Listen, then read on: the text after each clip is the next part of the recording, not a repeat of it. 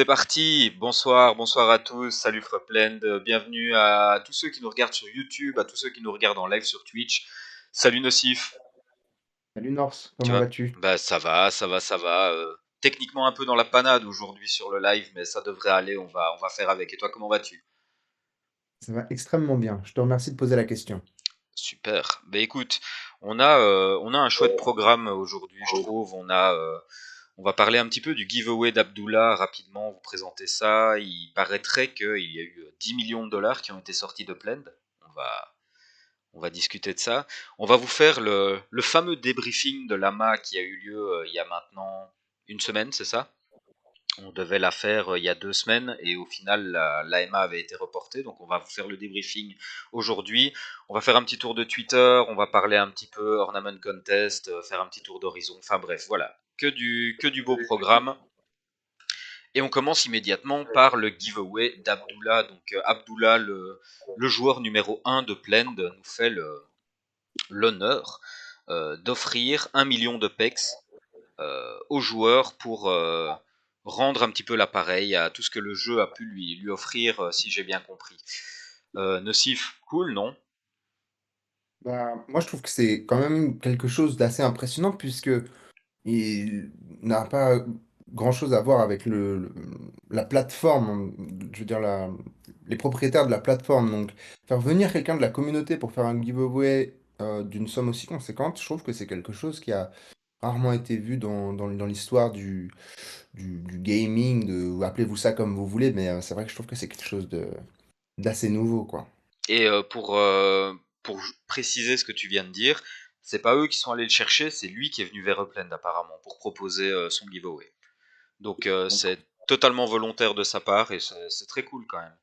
Donc malheureusement les souscriptions sont fermées maintenant, ça se clôturait le 8 janvier, mais en tout cas c'est une très belle action et je pense que si Plend continue à grossir comme il grossit pour l'instant et continue à atteindre de nouveaux sommets, on pourrait voir à mon avis encore d'autres joueurs faire faire ce genre d'événement. Suivant, nous avons les 10 millions de dollars qui ont été sortis via le programme NFT vers USD. C'est une fameuse somme, 10 millions de dollars, complètement fou. Euh, Qu'est-ce qu'il y a à dire là-dessus exactement, Nocif? Alors, donc déjà, dans un premier temps, il ne faut pas confondre le fait que cet argent a été gagné par des Uplanders et le fait que ça a été sorti de la plateforme. Cet argent peut tout à fait être encore dans Upland, hein. C'est juste, voilà, c'est juste de l'argent qui a été gagné en dollars suite à des transactions de Uplander. Donc ça, Donc, c'est important de qui, le noter. donc qui pourrait très bien rester sur un wallet, enfin en tout cas quelqu'un qui sort, mettons, 2000 dollars de Plend, c'est pas pour ça que l'argent sort effectivement vers son compte en banque, l'argent peut très bien rester sur son wallet en dollars et être réutilisé par la suite dans la plateforme. Donc c'est pas forcément 10 millions, hein, comme tu dis, qui sont sortis du jeu. Voilà. Mhm. Ensuite, ce que l'on peut dire, c'est que c'est une somme assez faramineuse, j'ai envie de dire. Euh, Ça serait intéressant de comparer avec d'autres métaverses, mais je pense que Upland est quand même, par rapport au prix des assets, on va dire proportionnellement, on doit vraiment être très haut dans le classement des métaverses pour des sommes pareilles. Alors une fois de plus, hein, par rapport au prix des assets, hein, n'oubliez pas, puisque quand on va sur une autre plateforme comme Sandbox ou Decentraland, on a vu des prix complètement dingues, donc forcément, ils doivent être arrivés aux millions, aux 10 millions aussi, mais on dirait que c'est pas la même, c'est pas la même proportionnalité, j'ai envie de dire. Donc voilà ce qu'on peut noter. Ensuite, qu'est-ce qu'on peut dire à part que voilà, Il y a un, rendez-vous aux 20 millions, il y aux a un- 100 millions. il y a un bloc Explorer à gagner quand même dans cette Il y histoire, a un Roblox Explorer à gagner, qui s'affiche exactement. là ici, que vous voyez à gauche, et comment peut-on gagner ce bloc Explorer, Nocif? Ce que j'essaie de faire. Alors, bon, allez, parce que j'essaie de créer une autre page sur le slide. Donc, en gros, je vais vous lire vite fait qu'est-ce qu'il faut faire. Donc, alors, voilà, ça recharge, super. Donc déjà, le concours commence. Donc aujourd'hui. à 9h AM, donc à 18h. Donc ça a commencé il y a 2 heures. Ça finit samedi en 14 à 6h, donc à 18h. Pour participer, tous les implanders recevront une valeur efficiente pour donc classer leur performance pendant le Thrifty Trader Challenge. Toutes les propriétés vendues et achetées, donc dans toutes les villes de Blend, donc qui se passeront, donc toutes ces transactions qui se passeront entre le début et la fin du challenge seront prises en compte. Donc ça c'est comme un de Trader Challenge hein, a priori.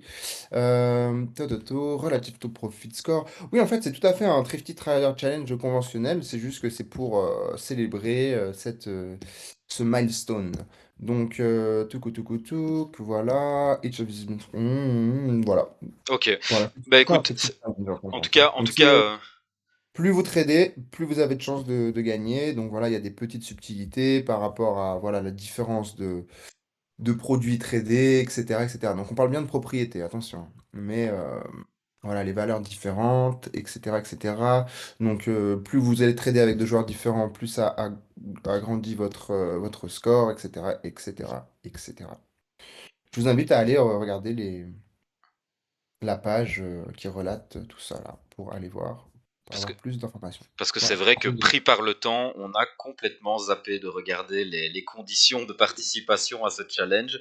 Donc voilà, on est en mode traduction simultanée pour une fois pour le site. J'aime comme je dis pour une fois comme si ça n'arrivait jamais. Non, ça n'arrive jamais. Ça n'arrive jamais. En tout cas, Euh, cette bloc est magnifique. Ce bloc Explorer est vraiment très cool. Par contre, ça peut valoir la peine d'en dire un petit mot quand même. Je pense que comme tout bloc Explorer qui célèbre d'une manière ou d'une autre des grands paliers passés dans Upland, c'est un bloc Explorer qui vaut la peine de se battre un petit peu pour l'avoir. Exact. J'essaie juste de voir combien il y a de blocs Explorer, si j'arrive à vous trouver ça. Tuk. 5 Block Explorer, 5 Properties, 5 Decor Items. Donc Voilà. ça va être la guerre absolue pour les avoir. Putain, il va y en avoir que 5. Waouh! Ça va être compliqué ça, hein. Mais bon, ça ne fera que rajouter de la valeur à ce bloc Explorer de toute façon, hein. Alors, Oh non, ensuite, non, j'ai dit n'importe quoi. Ça, c'est la vente aux enchères. Excuse-moi, il y a une autre vente aux enchères pendant l'event. 200. Will win. Voilà. Il y aura 200 Block Explorer. Pardon. ça reste pas énorme, mais c'est déjà un peu plus accessible. Nocif, tu voulais mettre la petite image de rétrospective de l'année 2022. Qu'est-ce que tu souhaitais montrer par cette image? Bah, je trouve que c'est cool parce qu'on a un tour de l'année visuel. Donc, on voit bien, en fait. Donc bah, tout ce qui est décrit, donc ça me parle instantanément quand je vois cette image et ça me remémore toute cette année. Et on peut le dire, il s'est passé quand même pas mal de choses assez importantes pour l'évolution de Plaine. Donc je trouve que c'est bon de se le remémorer. Ouais, tout à fait, tout à fait. On passe à la suite directement parce que là ici on n'est pas sur de la news impérissable. Alors voilà, on en est sur le débriefing de l'AMA. Ça pour moi, ça c'est vraiment la partie intéressante de la news qu'on a eue cette semaine. Alors déjà, on vous a regroupé un petit peu les sujets. On a essayé de ne pas redire ce qui avait déjà été dit la semaine passée lorsqu'on débriefait l'article qui avait été posté. Donc on va vous amener uniquement les nouvelles informations qui sont arrivées via cette AMA. Pour faire ça de manière un peu structurée, on a classifié ça par grands thèmes. Et le premier thème, c'est l'infrastructure. Alors dans infrastructure, qu'est-ce qu'on entend? On entend surtout la plateforme Blend. Et voilà un petit peu toutes les choses qu'il y a à dire. Et je vais enlever ce surlignage que je ne saurais voir. Voilà. Hop là. On est parti au niveau du onboarding. Alors, au niveau du onboarding, donc ça, on vous l'avait dit, hein, Upland essaye de, de travailler à l'arrivée de nouveaux utilisateurs et à l'intégration des nouveaux joueurs sur la plateforme. Le onboarding va donc être revu. Il va y avoir surtout un focus qui va être mis sur l'accompagnement, donc le jeu guidé au tout départ, pour apprendre les différentes fonctions de Blend aux nouveaux arrivants. Ça, à mon avis, c'est un élément presque indispensable pour pouvoir envisager une nouvelle vague d'utilisateurs. Il y a trop de fonctions maintenant déjà, même si on n'en est pas encore à un stade très très avancé au niveau des nouvelles fonctions, il y a quand même trop de fonctions pour un nouvel arrivant et il y a trop de moyens d'être perdu. Oui, puis Euh, pour nous, on a du mal à prendre du recul parce qu'on connaît très bien la plateforme. C'est vrai que c'est très très impressionnant pour un nouveau joueur et surtout pour un nouveau joueur qui n'a pas envie de se battre pour comprendre, quoi. Donc exact. ça ne fait pas du tout de la rétention. C'est vraiment des gens qui cherchent un produit bien spécifique qui vont s'accrocher à Upland. Quelqu'un qui arrive par hasard, je pense qu'il y reste 5 minutes et après il se casse. Mhm. Parce que d'apparence, il n'y a rien à faire. Exactement. Si on n'est pas un peu introduit aux mécaniques, d'apparence, il n'y a rien à faire. Alors ensuite, il va y avoir une amélioration au niveau du système des courses de voitures. Alors qu'est-ce qu'on entend par amélioration? On entend surtout les courses de voitures qui vont pouvoir se jouer dans l'application mobile directement. Pour l'instant, on rappelle que ce n'est pas le cas, on est uniquement en mode navigateur Internet. Et Non. Ça sera pas dans l'application mobile. En fait, il y aura une application mobile dédiée à ça alors, et elle sera liée à Upland. Donc on passera de l'une à l'autre, mais ça sera pas encore directement dans Upland. Alors ça par contre dans ma tête ça n'a pas été très clair pendant la MA. Ils n'ont pas dit si c'était une application, enfin ils n'ont pas été clairs sur le fait du est-ce que ce sera une application externe qui lorsque dans Upland tu cliqueras basculera vers une autre application ou est-ce que ce sera une application à l'intérieur même de Upland qui se lancera sur ton téléphone. On verra. On verra. Bref, de toute façon, en tout cas, ça fonctionnera sur les téléphones. C'est surtout ça l'information qu'il faut retenir là ici. Euh, alors, j'ai mis changement de voix, pas changement de voix au niveau des mécaniques qu'ils ont lancées. Par contre, lorsque vous ferez une course, ils ont appelé ça des micro-décisions à prendre durant le déroulement de la course. Et le type de micro-décision qu'il faudra prendre, par exemple, ce sera positionner votre voiture sur la voie de gauche ou sur la voie de droite pour optimiser votre parcours dans la course. Donc ça, j'ai trouvé ça plutôt intéressant parce que c'est vrai que les courses de voiture m'avaient l'air assez passives pour l'instant.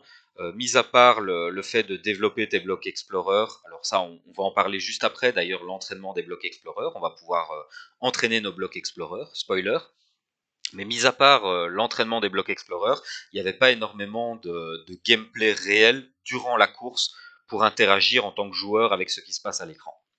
Donc ça, je pense que c'est une bonne initiative en tout cas d'avoir introduit ce genre de micro-décision dans, euh, dans les courses. Entraînement des blocs Explorer, comme j'ai dit. Donc le fait de pouvoir attribuer des compétences à vos blocs Explorer qu'ils pourront mettre en application durant les courses. Ça avait déjà été annoncé, voilà, c'est validé, donc ça va arriver. Ensuite, nous avons l'open beta pour les manufactures. Nocif. Open beta pour les manufactures. Bah du coup, l'open beta pour les manufactures, faut pas se tromper, c'est pas que vous allez pouvoir designer vos propres objets, pas pour l'instant, c'est juste que vous pourrez être un sub manufacturer, c'est-à-dire que des personnes qui ont déjà des licences pourront faire appel à vous pour mettre en production des items chez vous. Donc voilà, donc qui utiliseront vos Spark parce que les mécaniques pour pouvoir stacker des Sparks sur les manufactures d'autres personnes, c'est pas encore à l'ordre du jour. Donc si vous avez une manufacture, il faudra que vous stackiez vos propres Sparks. Donc c'est très intéressant comme mécanique puisque ça permet de dispatcher un petit peu les produits un petit peu partout. Et je pense que la suite logique, c'est les sub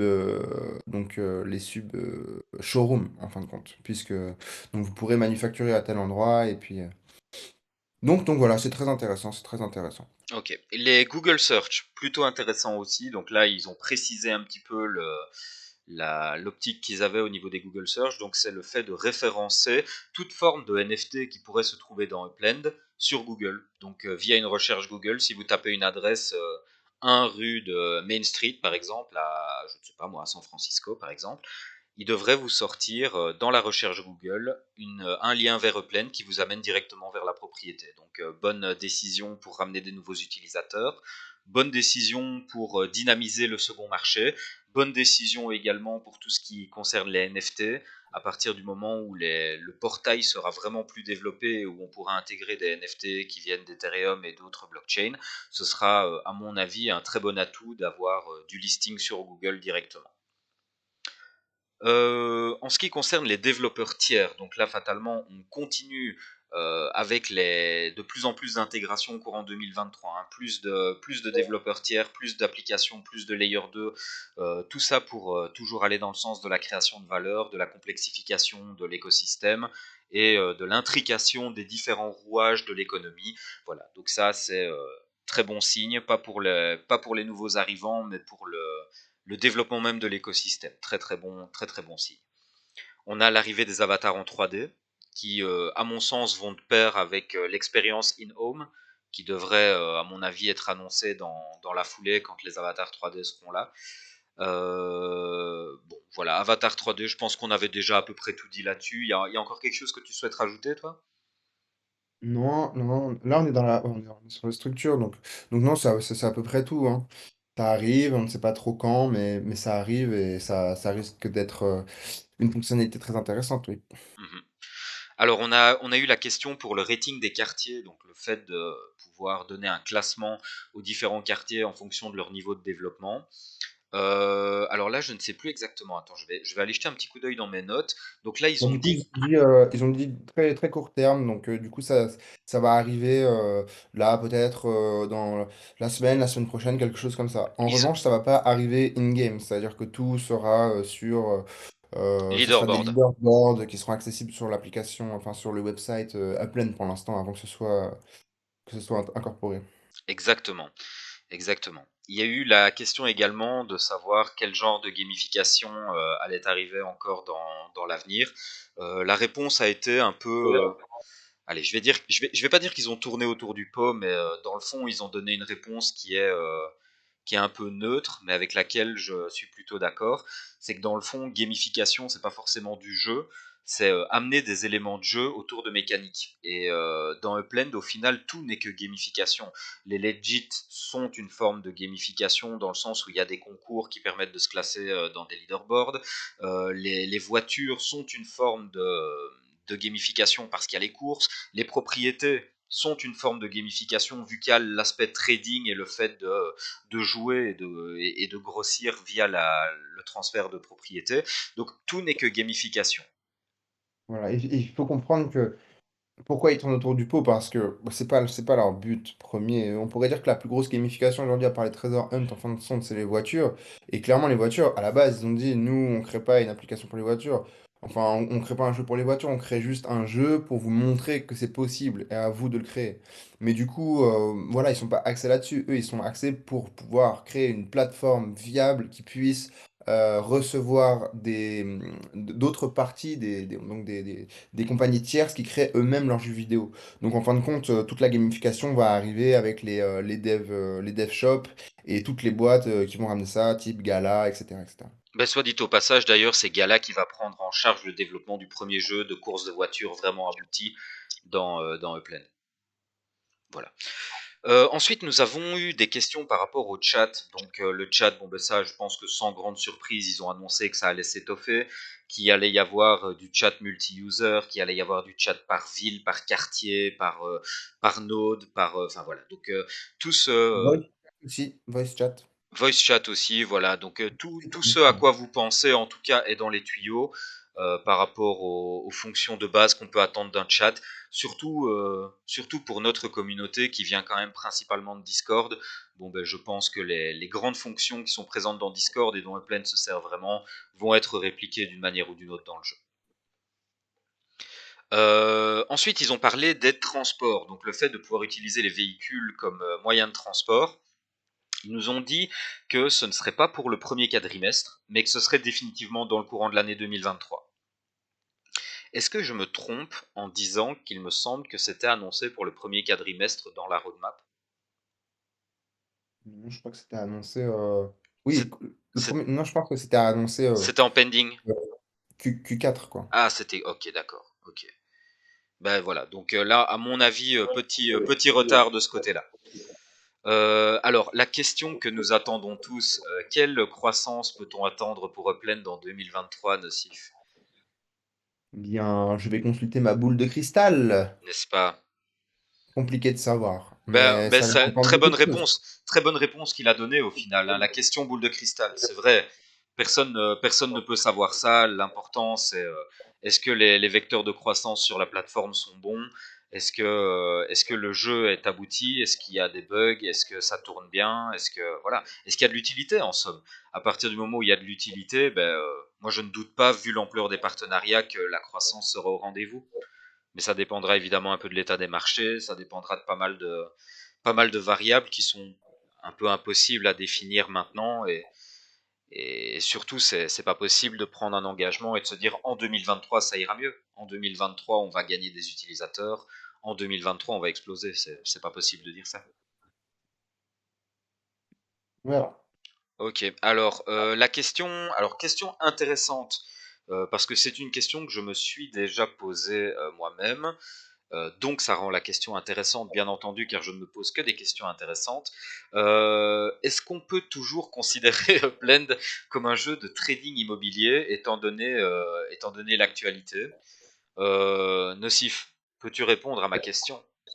Alors, bon, donc pour moi, hein, je vais parler de mon point de vue, hein, c'est pas global, hein, mais ça n'a jamais été un jeu de trading immobilier puisque ça a toujours été, enfin, dans la tête des créateurs, ça a toujours été plus ou moins axé vers la création d'une métaverse in fine. Donc réduire ça à un jeu de trading immobilier, déjà, serait un jeu. Donc ça me pose problème dans un premier temps. Et ensuite, enfin, je veux dire, merci, quoi. Merci qu'on parte de ce simple modèle, j'ai envie de vous dire. Moi, je serais parti depuis très longtemps si c'était axé uniquement là-dessus.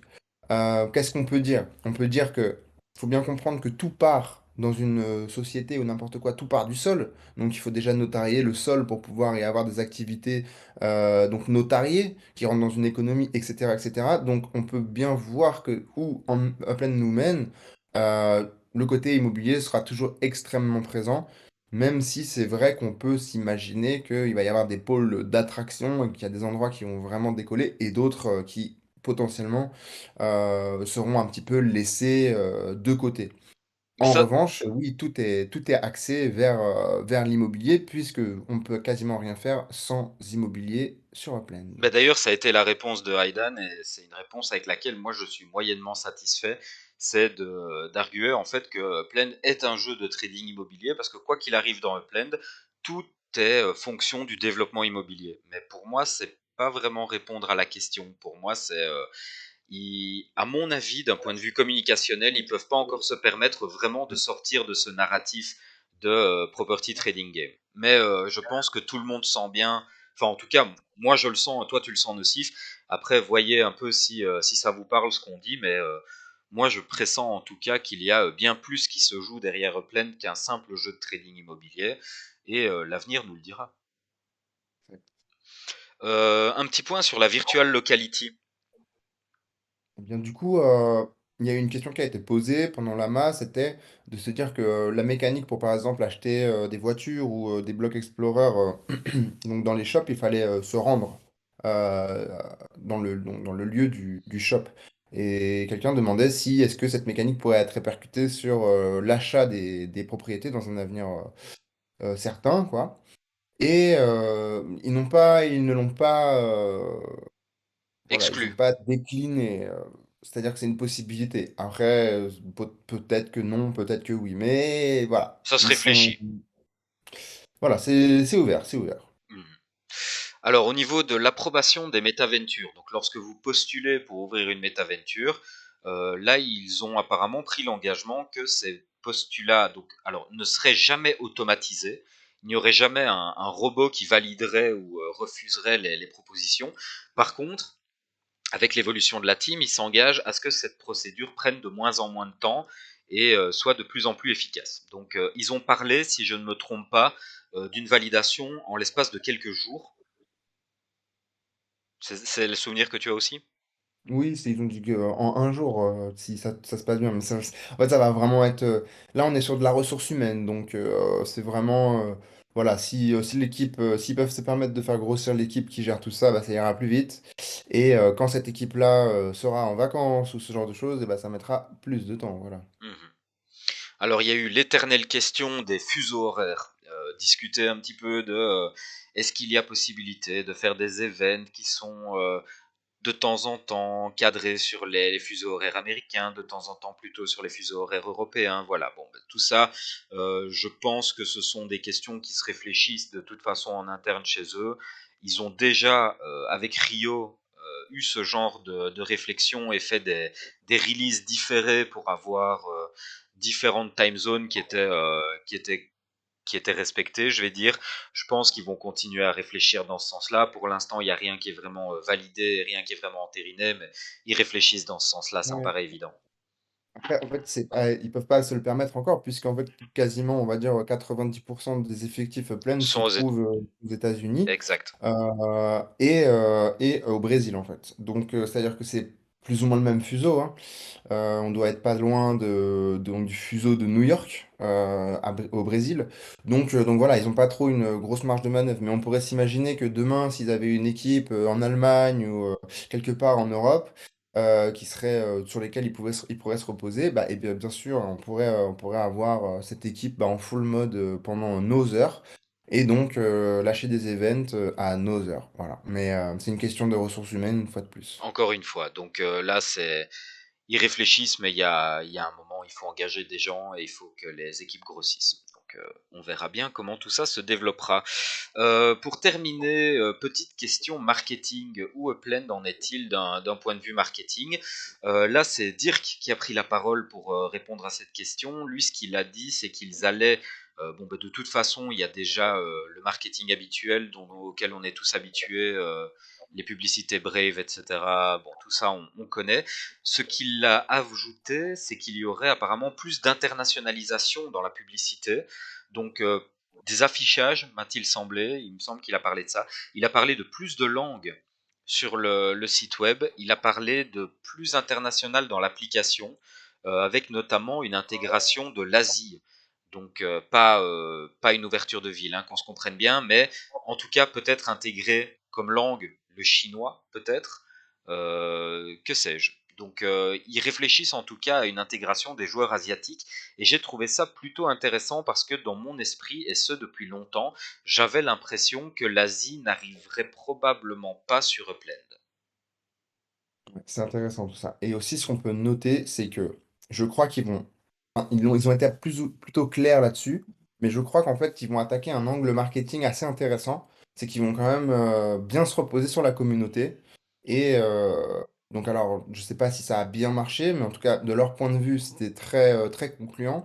C'est les FIFA ambassadeurs, en fait. Donc, les FIFA ambassadeurs, pour vous réexpliquer la chose, c'est que donc vous appliquez, par exemple, vous êtes français, vous appliquez à être FIFA ambassadeur, on va vous envoyer du merchandising plein, vous allez aller dans les fan zones et distribuer ce merchandising et parler de plein.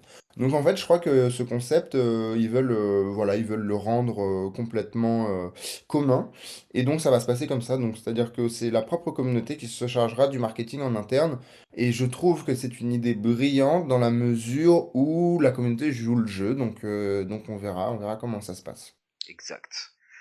Et voilà qui clôt en tout cas cette première partie sur l'infrastructure. On va entamer une seconde partie sur les NFT. Donc au niveau NFT, voiture legit, ornement, propriété, voilà, on va voir un petit peu ce qui a été raconté de tout ça. Moi, la première chose que je retire, en tout cas, c'est alors je ne sais pas si le mot existe, la saisonnalité pour les ornements. Donc le fait que les ornements fonctionnent par saison.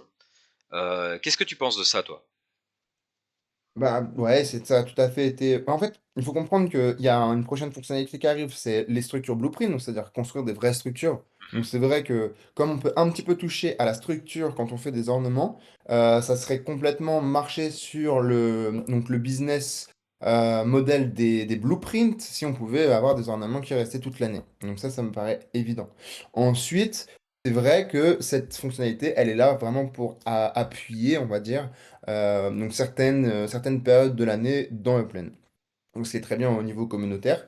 Et donc du coup, voilà, ça va rester saisonnier et l'implémentation de nouveaux, donc c'est-à-dire que la communauté pourra demander donc d'avoir de nouveaux événements. En revanche, il Qui faudra existe. exactement. Il faudra que ce soit des événements qui aient vraiment du sens dans le monde réel déjà. C'est-à-dire que on va pas pouvoir inventer la fête à la saucisse, par exemple. Ça sera sûrement refusé. Mais si vous voulez faire le nouvel an chinois ou bien n'importe quel type d'événement qui socialement existe déjà, ça sera potentiellement implémenté dans Upland et vous pourrez avoir des structures ornament qui en seront relatifs, quoi.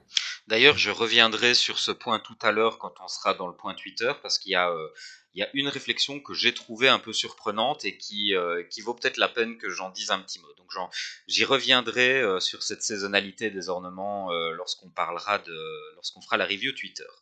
NFLPA Collection Earnings. Qu'est-ce que tu peux nous dire là-dessus? Alors du coup, donc pour ceux qui ne savaient pas, donc maintenant donc tout ce qui va être legit NFLPA, donc les collections qui sont à compléter, pour l'instant on les complète, ça nous augmente notre fan score.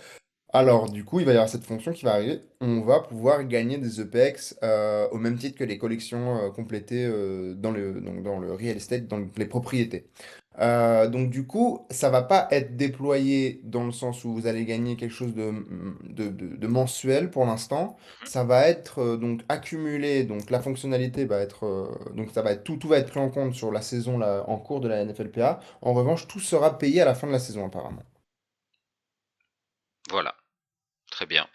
Ils ont également tiré de l'inspiration de la mécanique des passes qu'il y a eu pour récupérer les mementos dans la Coupe du Monde. Et certaines personnes se sont demandé si cette mécanique des passes pourrait être appliquée à la NFLPA et si il pourrait y avoir une réplication de cette mécanique. J'ai pas trouvé la réponse très convaincante dans le sens où je pense que eux-mêmes ne savent pas. Je pense qu'ils sont en train de voir, ils sont en train de tester des nouvelles mécaniques. Et cette mécanique-là, en tout cas, selon leur dire, leur a appris beaucoup de choses. Est-ce qu'elle sera répliquée? On ne sait pas. Mais en tout cas, ce qui est sûr, c'est que il faut, pour qu'une mécanique soit répliquée, qu'elle ait du sens avec la collection de Legit dans laquelle elle va s'appliquer. Et est-ce que pour la NFLPA, ça a vraiment du sens de faire un système de passe?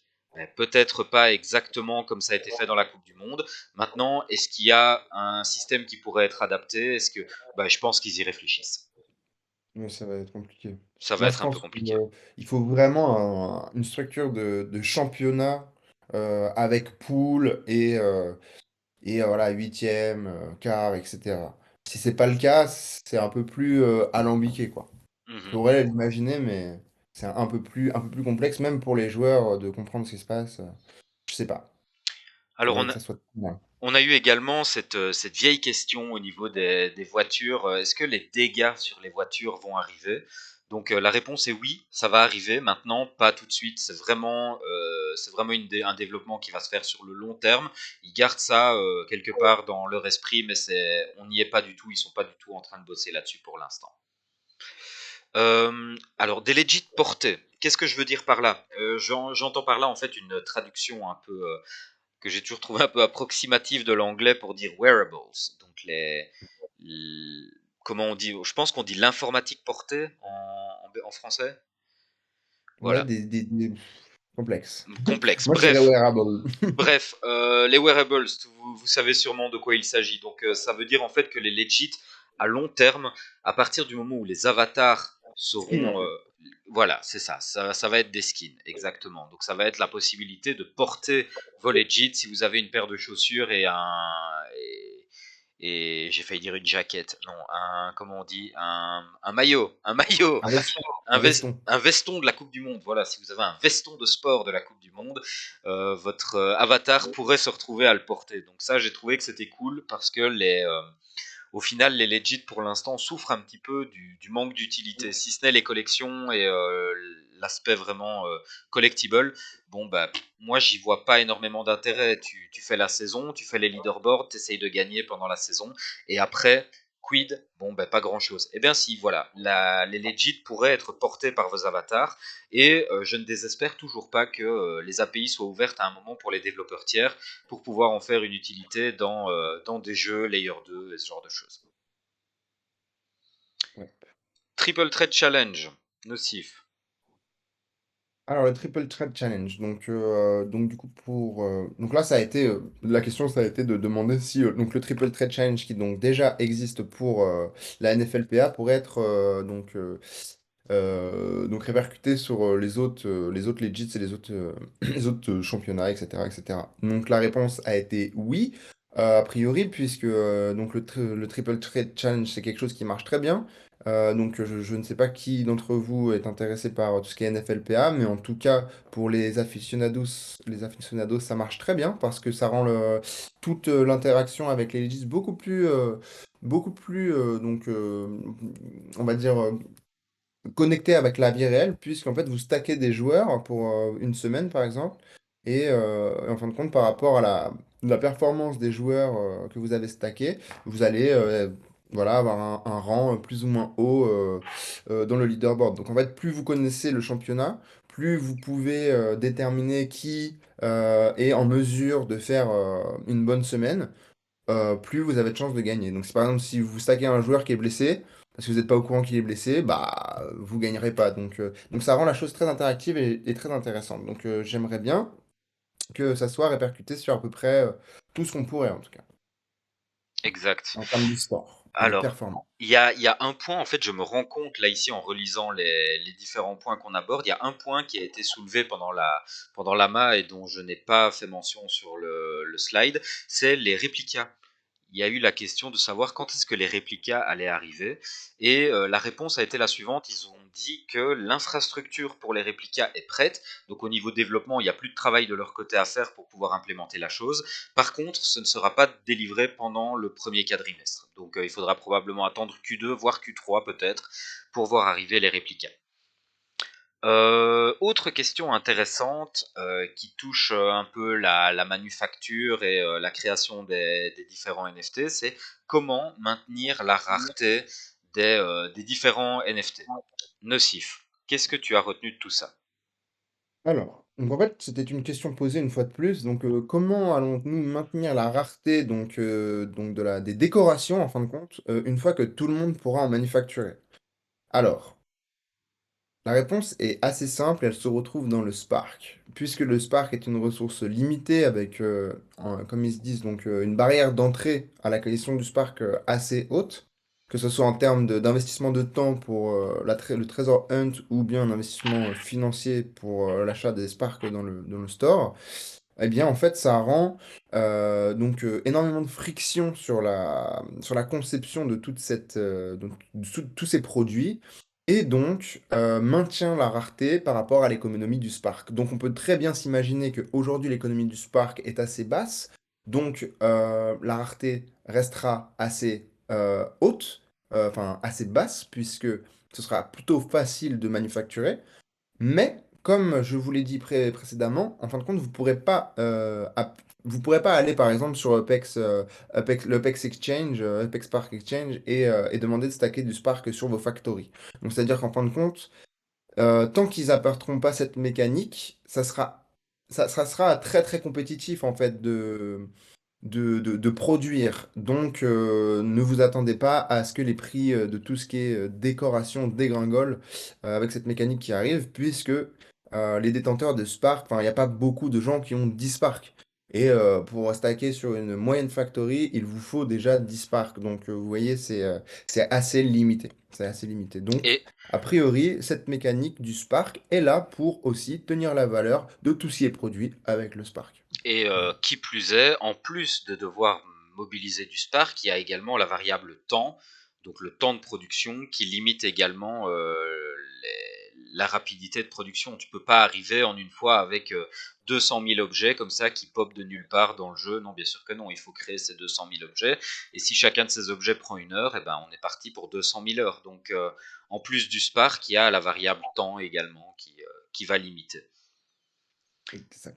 Dernière petite question au niveau royalties. Donc là, la question était la suivante. C'était en tant que designer, si je crée un objet et que cet objet par la suite est revendu, est-ce qu'il y a un système de royalties qui est prévu?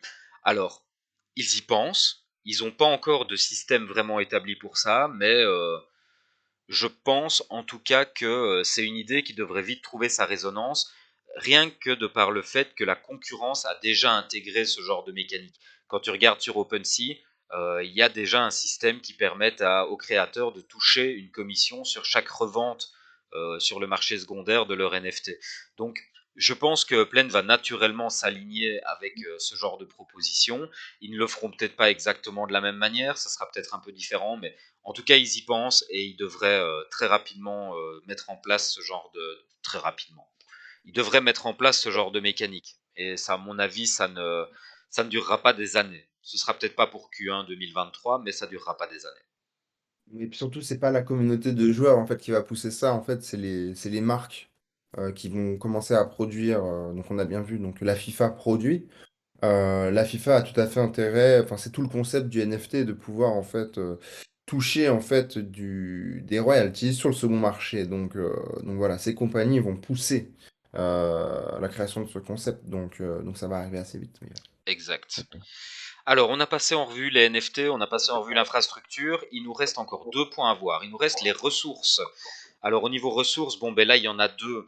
Il y a le Spark, déjà. Alors, bon, ben le Spark, qu'est-ce qu'on peut dire sur le Spark, Nocif? Toi qui es un expert international du Spark. Alors, qu'est-ce qu'on peut dire sur le Spark? Donc, le Spark, est-ce qu'il y a des mécaniques qui vont être mis en place pour donc un petit peu repumper le marché, tout ça, tout ça? A priori, non.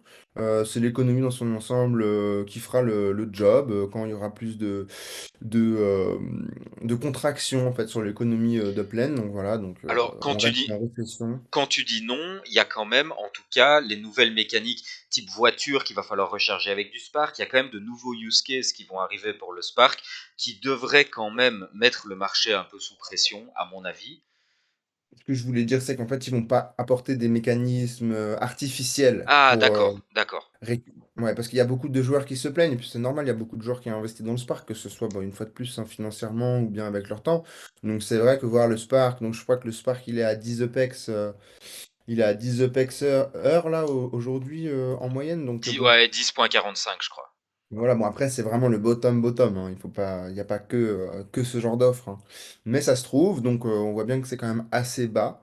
Donc il y a des joueurs qui dans leur désespérance demanderaient un maintien artificiel de l'économie du Spark.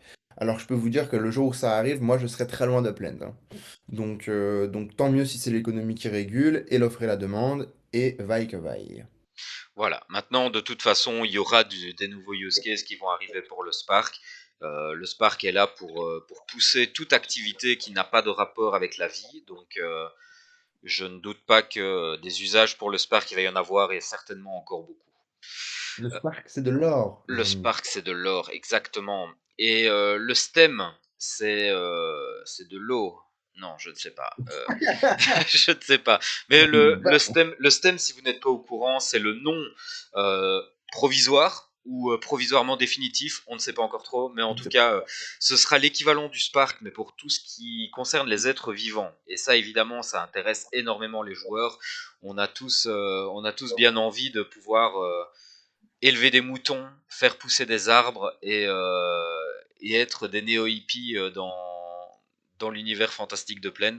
Non, blague à part, qu'est-ce qu'on a appris sur le stem? Il y a eu quand même une révélation que j'ai trouvée surprenante, surprenante de mystère autour du stem. Ils nous ont quand même dit que le stem allait arriver et dépasserait les frontières de Upland. Alors, qu'est-ce que Ouais. ça veut dire ça? Alors, bah, on ne peut que l'interpréter, bien sûr. Bon, alors, moi, Sors, j'aimerais noter sors ta quelque boule de chose. cristal, vas-y. Moi, j'aimerais noter quelque chose que si vous n'avez pas vu la main, vous ne pouvez pas comprendre. Donc, il y a une question sur le thème. Moi, j'ai trouvé que donc, les quatre intervenants, nous soit généralement Ortix One, Aidan ou Dirk, dès que la question est arrivée, j'ai trouvé leur comportement vraiment changer. J'ai senti qu'ils s'excitaient un petit peu corporellement, tout ça, tout ça. Surtout Aidan, qui avait du mal à se tenir, j'ai envie de vous dire. Et du coup, voilà, il n'a pas voulu dire qu'est-ce qui se passait, à part que... donc alors, est-ce qu'on va voir le STEM arriver en 2023? C'est dur à dire. En tout cas, on va voir. À fin 2023, c'est sûr et certain qu'on saura exactement où ça va. Donc, c'est-à-dire qu'en fin de compte, voilà, donc tous les mécaniques seront donc jugés, appréciés et mis dans la roadmap, on va dire. Et voilà, avec un peu de chance, on le verra en 2023, mais Ça m'étonnerait. Restons raisonnables. C'est quand même quelque chose qui va révolutionner tout Upland. C'est ce qui va rendre Upland vraiment une vraie plateforme. Parce qu'aujourd'hui, tout ce que vous voyez de blanc, demain, ça sera vert, hein, avec du stem. Donc, il y aura que des routes et le reste, ça sera du stem, quoi. Tout ce qui sera herbe, arbre, etc., etc., etc. Donc, ça va radicalement changer le visuel de Upland et qui rendra vraiment comme une vraie plateforme style SimCity, etc. Donc, voilà, mais voilà, il a voulu être très concis et dire voilà, bon, c'est le STEM, c'est quand même, ça prend pratiquement toutes les ressources, enfin une grosse partie des ressources voilà, de création de plaine, etc. Ils y bossent à fond la caisse.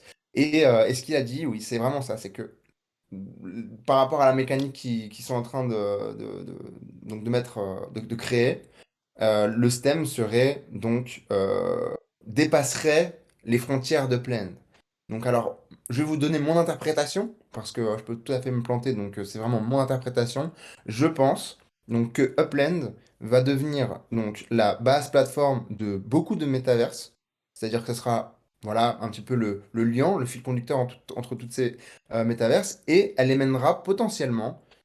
Alors, soyons fous, admettons, elle émettra pour tout l'écosystème de ces métaverses-là la monnaie, qui serait potentiellement le PEX, le Spark, qui serait potentiellement la ressource universelle pour construire dans le métaverse, et le STEM, qui serait la ressource universelle pour construire, voilà, pour faire, donc cultiver, élever, etc., etc., etc. Donc, avec OMA 3 qui est en train de se profiler, etc., etc., on pourrait s'imaginer cela. Donc, c'est très excitant. Prenez-le avec des pincettes, c'est mon interprétation de la chose. Mais ça a quand même du sens si vous regardez l'image dans son ensemble. Ça a vraiment beaucoup, beaucoup de sens. Alors moi j'ai une interprétation qui est un peu moins futuriste que toi, qui est peut-être un peu plus terre à terre et un peu moins sexy, mais c'est la mienne. Je pense que si Dan a ce petit sourire en coin à chaque fois qu'on parle du STEM, c'est parce que ça lui rappelle la bourde qu'il avait fait lors de ce panel où il avait vendu l'idée du STEM alors que ça n'avait pas encore été annoncé et que Dirk l'avait gentiment repris en direct pour lui dire qu'il avait un peu trop parlé. Je pense que ça lui rappelle cet événement-là. Mais quand on dit que le STEM dépassera les frontières de Blend, je pense que on pourrait arriver avec des partenariats à avoir. Allez, je vais prendre un exemple concret pour expliquer vraiment ce que je pense.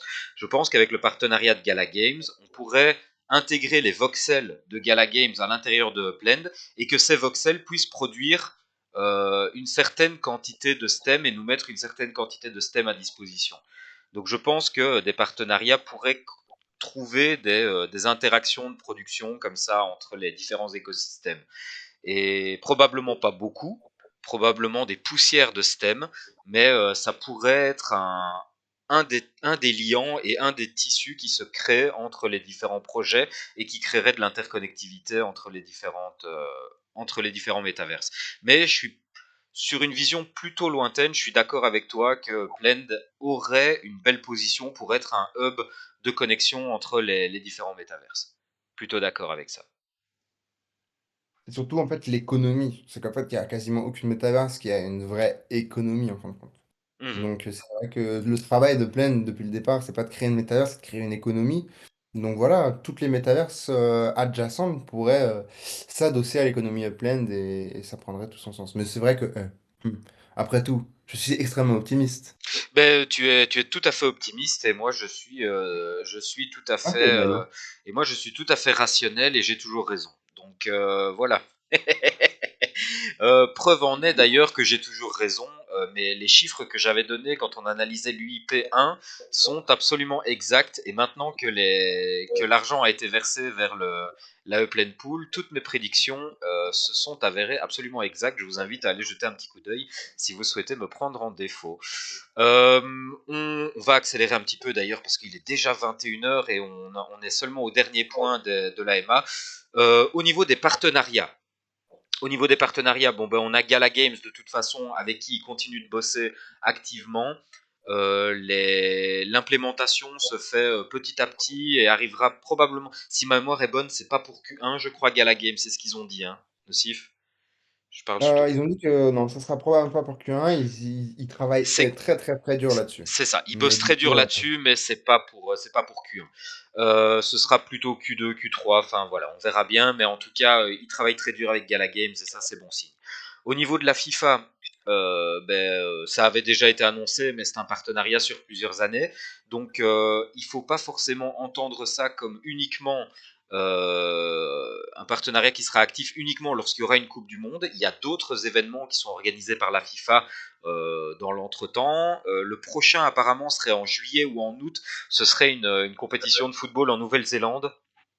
Je c'est t'avoue la que Coupe du Monde des femmes. voilà, donc là il pourrait y avoir des événements contextuels, et encore quand je dis il pourrait y avoir, il y aura des événements pour ce genre d'événements. Il y aura des événements pour toutes les, il y aura des événements répercutés sur Upland pour tous les événements FIFA. Et Exact. en fin de compte, en fait, ils ont voulu mettre l'accent sur potentiellement l'e-sport. Mhm. Donc, on voit bien que en fait, le FIFA a des grosses vues sur l'e-sport. Et ils ont bien raison, vu que ça va prendre beaucoup de place dans notre petit monde. Et donc, du coup, si tout ça finit sur Upland, eh bah, on est super riche, les gars. Voilà, et puis belle synergie avec potentiellement World of Football et ce genre de jeux qui sont d'apparence simple mais durs à maîtriser, donc qui sont à mon avis plutôt bien prêtés pour l'e-sport. Oma 3, qu'est-ce que tu peux nous dire là-dessus, Nocif, rapidement? Alors, ce que je peux vous dire, c'est que j'en étais pas sûr jusqu'à très peu de temps. Alors, OMA 3, c'est une initiative d'Upland. Ok? C'est Dirk qui est donc le chef du comité, en fin de compte. Donc, en fin de compte, on peut vraiment estimer que voilà, c'est Upland qui emmène l'initiative OMA 3. Donc ça, c'est intéressant de le noter parce que j'avais eu l'impression que c'était ça, mais j'en étais pas complètement sûr. Donc ça, c'est très important. Il faut comprendre que Oma 3, il y a des grosses boîtes dedans. Il y a Decentraland, il y a Sandbox, il y a, euh, il y a Animoca, hein. Il y a Mhm. Animoca, ouais. Il y a Animoca dans Oma 3 et il y a d'autres petites plateformes plus petites qui sont des acteurs secondaires et qui font partie de ce consortium qui se bagarre pour l'interopérabilité. Donc l'interopérabilité, c'est essentiel pour justement ce métaverse qu'on aimerait tous voir, c'est-à-dire un métaverse où en fait vos assets, donc tout ce que vous achetez a une vraie valeur puisqu'en fin de compte, elle n'est pas limitée à une plateforme, mais à l'ensemble en fait de l'écosystème. Donc ça change à peu près tout, et je pense qu'on n'aura pas voilà, une vraie métaverse et un upland qui cartonne vraiment si ça c'est mal fait, puisque il faut comprendre qu'un item qui peut se retrouver que, admettons, la métaverse c'est le web, qui peut se retrouver que sur la moitié du web, et bah à mon avis, d'un point de vue économique, il perd la moitié de sa valeur. Donc, euh, donc voilà, c'est très très important de travailler là-dessus. Et puis on voit aussi qu'il y a des incointances avec... bon, Dirk l'a annoncé hein, dans une des AMA ou une interview, je sais plus qu'est-ce que c'était, mais que vraiment le OMA 3 travaille avec donc, le forum, donc le Metaverse Standard Forum, donc, qui est l'idée par Meta, où il y a des boîtes comme Google, Microsoft, bon, il y a toutes les boîtes en fait, il y a le monde entier dans ce consortium et apparemment OMA 3 serait potentiellement un peu désigné comme... bah, en fait on voit qu'il y a des entreprises qui créent des produits d'un côté et de l'autre côté on a les métaverses dans OMA 3. Donc voilà, ça peut faire de jolis enfants tout ça, donc on garde ça à l'œil. Moi, ce que j'avais noté, c'est qu'il y a visiblement trois mots-clés que Dirk a cités quand il parle d'OMA 3. Il parle d'interopérabilité, de standardisation et de ownership, donc de possession des objets digitaux. Ça me semble très important et il a grandement insisté que OMA, c'était pour Open Metaverse, donc c'est le métaverse ouvert, contrairement au forum. Rappelle-moi le nom, je ne retiens jamais ce nom. C'est le Metaverse Standard Forum. Le Metaverse Standard Forum, qui là est composé plus de sociétés privées qui, à mon avis, ont un peu moins d'intérêt à développer des produits vraiment ouverts. Donc OMA 3, c'est un peu le Linux du Metaverse pour moi. Au contraire, ils ont tout intérêt à justement avoir l'interopérabilité parce que tout ce qu'ils vont produire, admettons Ikea, s'ils créent des items qui sont donc valide parce que au niveau du code n'est valide que sur certaines métaverses, bah, sera deux fois plus de travail pour eux parce qu'ils devront créer tout en double et en espérant qu'il y aura que deux plateformes. Donc eux, ils ont tout à fait intérêt à avoir l'interopérabilité. Toi, tu parles des En fait, tout objets. le monde a de l'intérêt en fait. Toi, tu parles des objets. Moi, je parle des projets. Mais ils n'ont pas de projet. Mais À il y part en a. Meta, il n'y a pas de projet On verra. dans le forum, il n'y a pas de On projet. verra. Ils sont pas dans ce forum pour rien. Ils sont pas dans ce forum parce qu'ils ont envie de sortir 3 NFT. Mais ça c'est bon bref, ça c'est chacun verra un peu ce qu'il en pense. Mais moi je pense que tous ces tous ces groupes qui sont dans ce consortium ont des projets de métaverse de près ou de loin. Enfin bref. Euh, Dernier point, la NFLPA. Donc ça c'était par rapport au spotlight. Il n'y a pas de spotlight sur la NFLPA simplement parce que Upland n'a pas eu les droits vidéo pour la ligue de football américain. Donc bon, ben voilà, c'était une petite info comme ça au passage. J'ai trouvé ça intéressant. Ça explique le pourquoi de certains legit ont certains formats, d'autres legit n'ont pas ce même format. Ce sont des questions de droit, ce sont des questions purement légales. Euh, voilà pour clôturer ce tour des informations de l'AMA. On va essayer de speeder un peu sur le Twitter Review, histoire de ne pas faire un épisode de 2 heures. Alors, au niveau du Twitter Review, euh, alors, ça par contre, il faut... alors, je te laisse commenter les deux images là, mais je trouve qu'il y a quand même quelque chose d'incroyable. ouais, J'enlève ma alors. webcam, comme ça on voit clairement ce qu'il y a sur le tweet. Donc voilà, donc en fait, à gauche, c'est un article de Block Leaders IO, donc il y a un gros magazine qui relate tout ce qui est blockchain, NFT, etc. Donc en fait, eux, ce qu'ils disent, c'est que, enfin, c'est Upland qui retweet hein, cet article et qui explique en fin de compte, donc Gala Games et d'autres jeux sont en train d'arriver en fin de compte sur Upland et que, mis bout à bout, en fait, ça fait 160 développeurs de plus qui arrivent dans l'écosystème Upland pour construire. C'est pas, ils se lient pas avec Upland Me, mais c'est des third-party développeurs tout ça. Mais on peut quand même l'interpréter sous le l'angle que ce sont des développeurs qui viennent travailler sur Upland. Donc c'est quand même une quantité de développeurs assez grosse, et puis on voit les boîtes qui sont derrière, c'est pas des développeurs lambda, hein, c'est des gens qui travaillent sur de gros projets. Donc c'est tout à fait excitant pour Upland. Et le Ensuite, deuxième tweet qui est incroyable. et le deuxième tweet qui est incroyable, puisque c'est vrai que pour la première fois, on voit Upland donc faire les louanges du Bitcoin. Donc, assez intéressant. Donc, ce qui est expliqué dans le tweet, c'est que vraiment, on ne peut pas comparer Bitcoin à d'autres crypto-monnaies et que le passé nous l'a prouvé. Donc voilà, c'est assez intéressant de voir cette nouvelle angle. Donc moi je sais que les personnes qui gèrent en fait le compte Twitter, en fait c'est toute une nouvelle équipe de com. Donc voilà, où est-ce que ça nous emmène tout ça? La suite au prochain épisode. Mais en Alors, tout cas, c'est là, Upland parle du Bitcoin. Allez savoir pourquoi. et tout à l'heure, quand on parlait de la saisonnalité des ornements, je vous ai dit que je ramènerais un petit commentaire lorsqu'on sera au Twitter Review. C'est exactement à ce propos.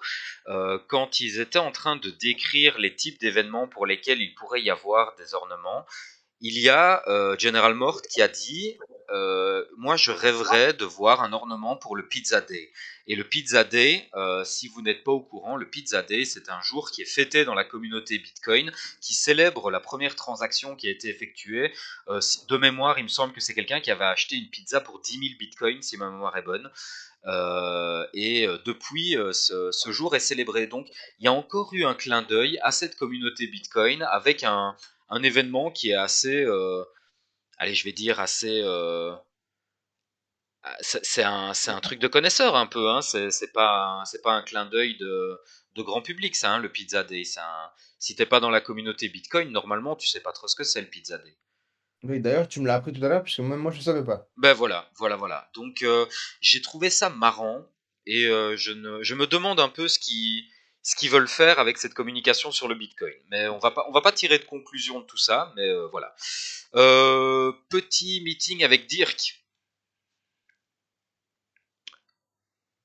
à Las Vegas. Oui, donc Dirk était, donc on vous en a parlé la semaine dernière, alors je pense pas qu'on va trop s'étaler là-dessus, mais donc Non, Dirk était Alors CES, j'ai oublié ce que ça veut dire, Le mais c'est le Consumer plus gros Electronic forum. Show. Donc en fait c'est le plus gros forum de tech mondial. Donc tout le monde s'accorde à dire que c'est vraiment la mecque de la tech, du Mhm. forum de la tech quoi. Donc c'est cool d'une fois de plus voir que Dirk était présent là-bas, parler de Blend, etc. sur des gros panels avec des d'autres personnes qui sont de gros acteurs aussi dans tout ce petit monde, donc c'est intéressant. Et aussi, on peut appuyer le fait que donc le CES de 2023 a été extrêmement tourné vers la métaverse, que tout était plus ou moins tourné vers la métaverse, de près ou de loin. Donc on voit un vrai enthousiasme et une vraie envie de pousser tout le monde donc dans ces nouveaux moyens de consommation, etc., etc., etc. Alors, ensuite, ah bah oui, mais ça c'était à nouveau le commentaire sur le Bitcoin. Je pense qu'il n'y a pas grand-chose d'autre à dire de ça, hein. Non, je pense pas. Ok, Je l'ai dit super. deux fois. Ornament Contest. On fait le petit instant pub. Le petit instant pub. Alors, du coup, regardez-moi ça. On a bien travaillé. Donc du coup, est-ce que c'est pas encore arrivé? Non, là. Donc du coup, donc il y a l'ornament contest donc pour le carnaval. Alors, en fait, pourquoi la structure à droite, elle est en méga gigantesque? Bah parce que c'est mon projet.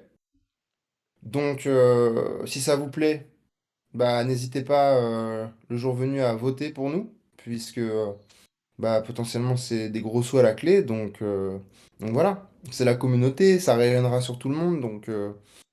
Donc si ça vous plaît, si ça ne vous plaît pas, ne votez pas, mais si ça vous plaît, n'oubliez pas que voilà, c'est un petit peu Fraplen qui est derrière.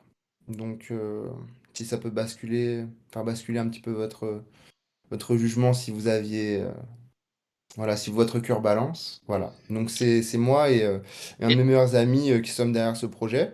Donc voilà, on y a mis du cœur à l'ouvrage. En espérant que ça vous plaise et que voilà, vous voterez pour nous. Et donc à gauche, vous avez voilà la concurrence, enfin tout ce qu'on a réussi à tirer de la concurrence, on sait pas encore trop. Il y les aura nuls, sûrement beaucoup d'autres. Voilà, moi je trouve ça vraiment nul, nul, aucun et intérêt. comme ça. Ouais, non, franchement, Aucun intérêt. franchement, Non, franchement. blague à part, il y a des belles propositions. Bon, moi après, évidemment, en soutien, je voterai pour ton projet, ça c'est sûr et certain. Mais il y a quand même des belles propositions et on va pas dénigrer. C'est chouette de voir quand même ce genre d'initiative. C'est chouette de voir l'engouement qu'il y a derrière et le fait que tu y participes, c'est clair que ça rajoute un peu de manque d'objectivité, mais on va quand même souligner qu'il y a des belles propositions. Je peux juste rajouter, en fait, la structure blanche, c'est un hommage à un architecte très connu, enfin, c'est l'architecte brésilien par excellence, qui s'appelle Oscar Niemeyer. Et en fin de compte, on a repris un petit peu la structure de l'église de Brasilia, qui est une ville qui a été construite complètement par cet architecte. Donc voilà, on a essayé de reprendre un petit peu son code et de l'incorporer dans notre structure pour faire un hommage à cet architecte et au Brésil et à Brasilia. Eh ben Voilà, voilà. super, super, super. Voilà pour le petit coup de pub.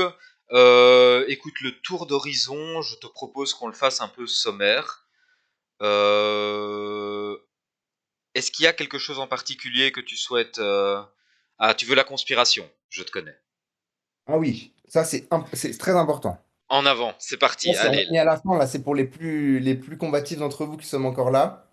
Eh oui. Alors, donc, voilà, j'ai fait une petite enquête parce que ça me tracassait un petit peu. Donc, j'ai réussi à retrouver cette vidéo, en fait, qui était donc du SXSW à 2022. Donc, c'était cet événement qui était à Austin, où donc Upland a... Là où d'ailleurs, Idan avait Exact, vendu l'idée du le STEM. STEM. Exact, exact. Aidan est à droite, on ne le voit pas, je l'ai coupé.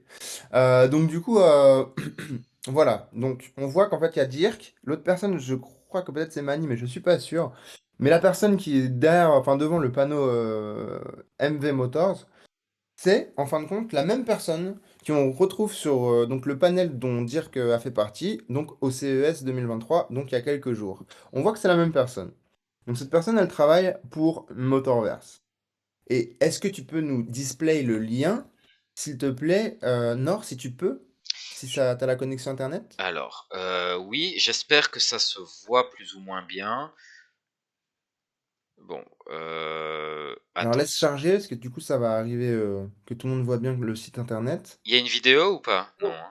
Il n'y a pas de vidéo, non. Mais en haut, normalement, on devrait arriver. Ah, peut-être c'est coupé, c'est pour ça. Si Ah, t'arrives à pousser un petit peu vers la gauche, attends, je parce qu'on vais. voit, on voit pas la gauche de l'écran, en fait. Aïe, aïe, aïe. Je sais pas si tu peux le faire. Bah, si tu peux pas faire, c'est pas grave. Si, On si, va je regarder. pense que je peux le faire.